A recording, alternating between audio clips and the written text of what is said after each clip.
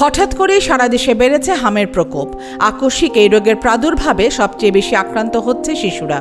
গেল ২০ দিনে হামে আক্রান্ত হয়ে মৃত্যুবরণকারী শিশুর সংখ্যা ১০০-র কাছাকাছি। হামের টিকা দেওয়া হয় না, জ্বরের কারণে দিতে পারি নাই, কিন্তু হামে কয়টা টিকা পাইবে তার ভিতরে ৩টে দিয়েছে, হামেরটাই বলে দেওয়া হয় না, ডাক্তার জানাইছে। হামের টিকার আগে এই ধরনের অসুস্থ হয়ে গেছে, এই কারণে দিতে পারিনি।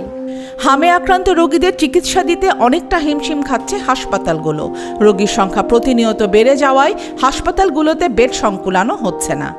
সরকারের পক্ষ থেকে জরুরি ব্যবস্থা নেওয়া হলেও হঠাৎ হামের আক্রমণে প্রস্তুতির অভাব রয়েছে হাসপাতালগুলোতে। বিষয়টি স্বীকার করে স্বাস্থ্যমন্ত্রী বলেছেন, বজ্রপাতের মতো আঘাত হেনেছে হাম, যে কারণে প্রস্তুতি কিছুটা ঘাটতি রয়েছে। এরই মধ্যে স্বাস্থ্য অধিদপ্তরের সব ছুটি বাতিল করা হয়েছে। এদিকে হাম প্রতিরোধে জরুরি টিকা দেওয়ার সিদ্ধান্ত নিয়েছে সরকার। প্রাথমিকভাবে 18 জেলা 30 উপজেলায় শিশুদের অগ্রাধিকার ভিত্তিতে হাম রুবেলার টিকা দেওয়া হবে। এসব উপজেলায় হামের উচ্চ সংক্রমণ হার দেখা যাচ্ছে।